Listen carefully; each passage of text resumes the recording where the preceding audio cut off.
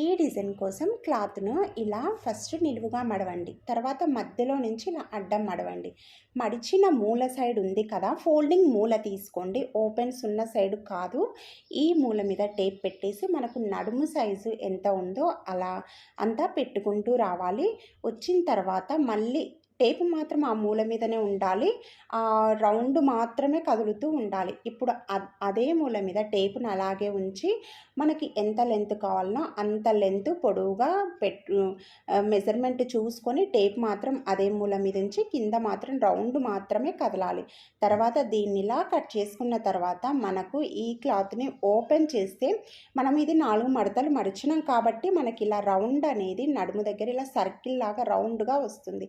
అలా వస్తేనే మనకు సర్కిల్ అనేది చాలా బాగుంటుంది. ఇప్పుడు టాప్ కట్ చేసుకొని దీనిపైన మనం బటన్స్ పెట్టుకుంటే చాలా బాగుంటుంది. పిల్లలకైనా పెద్దలకైనా బాగుంటుంది. నచ్చితే లైక్ చేయండి.